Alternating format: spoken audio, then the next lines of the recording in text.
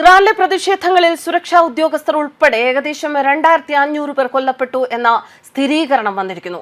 2 ആഴ്ച നീണ്ടുനിന്ന രാജ്യവ്യാപകമായ അശാന്തിക്കെതിരെ നടത്തിയ തീവ്രമായ അടിച്ചമർത്തലാണ് ഇറാനിൽ കണ്ടത്. അതിൽ നിന്നുള്ള ഉയർന്ന മരണസംഖ്യ അധികൃതർ അംഗീകരിക്കുന്നത് ഇത് ആദ്യമായാണ്. പ്രതിഷേധക്കാരുടെയും സുരക്ഷാ ഉദ്യോഗസ്ഥരുടെയും മരണത്തിനു പിന്നിൽ തീവ്രവാദികളെന്നും ആരോപണം. മോശം സാമ്പത്തിക സാഹചര്യങ്ങൾ മൂലമുണ്ടായ ഈ അസ്വസ്ഥത കുറഞ്ഞത് 3 വർഷമായി ഇറാൻ അധികാരികൾ നേരിടുന്ന ഏറ്റവും വലിയ ആഭ്യന്തര വെല്ലുവിളിയെന്നാണ് വിലയിരുത്തൽ. കഴിഞ്ഞ വർഷം ഇസ്രായേലിന്റെയും അമേരിക്കയുടെയും ആക്രമണങ്ങൾക്ക് ശേഷം അന്താരാഷ്ട്ര സമ്മർദ്ദം രൂക്ഷമായ സാഹചര്യത്തിലാണ് ഇത് സംഭവിക്കുന്നത്. 1979 ഇസ്ലാമിക വിപ്ലവം മുതൽ അധികാരത്തിലിരിക്കുന്ന ഇറാനിലെ പുരോഹിത അധികാരികൾ പ്രകടനങ്ങളോട് ഇരട്ട സമീപനം സ്വീകരിക്കാൻ ശ്രമിച്ചു. സാമ്പത്തിക പ്രശ്നങ്ങളെ ചൊല്ലിയുള്ള പ്രതിഷേധങ്ങളെ നിയമാനുസൃതം എന്ന് വിളിക്കുകയും അതേസമയം കർശനമായ സുരക്ഷാ നടപടികൾ നടപ്പിലാക്കുകയും ചെയ്തു.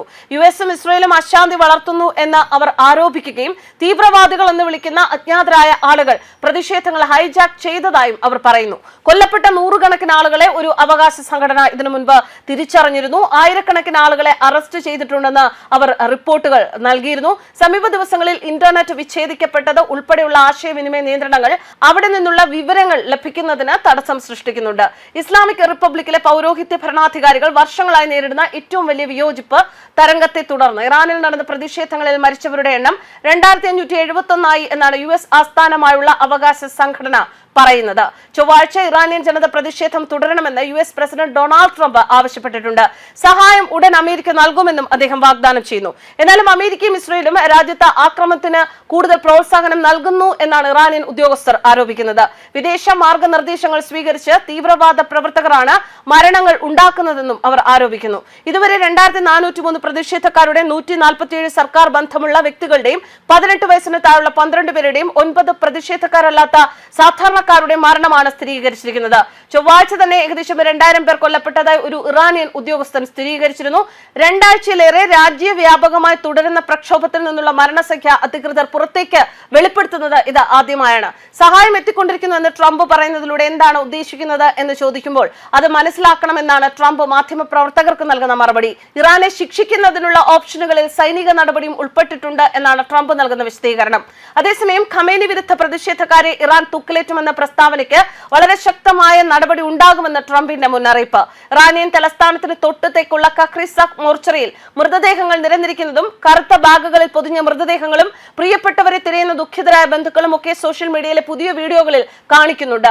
ആക്ടിവിസ്റ്റുകൾ പറയുന്നത് കുറഞ്ഞത് 2000-ലേറെ പേരുടെ ജീവൻ അപഹരിച്ച രക്തരൂക്ഷിതമായ അടിച്ചമർത്തലാണിത്. ഇതിനിടയിൽ സഹായം വരുന്നു എന്ന് പറഞ്ഞുകൊണ്ട് US പ്രസിഡന്റ് ഡൊണാൾഡ് ട്രംപ് ഇറാനികളെ പ്രതിഷേധം തുടരാൻ പ്രോത്സാഹിപ്പിക്കുന്നു എന്നാണ്.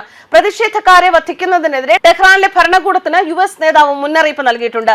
ഇറാന്റെ അധികാരികൾ ഭീഷണിപ്പെടുത്തിയ തൂക്കിക്കൊല്ലലുമായി മുന്നോട്ടു പോയാൽ US വളരെ ശക്തമായ നടപടി സ്വീകരിക്കുമെന്നാണ് അമേരിക്ക പറയുന്നത്.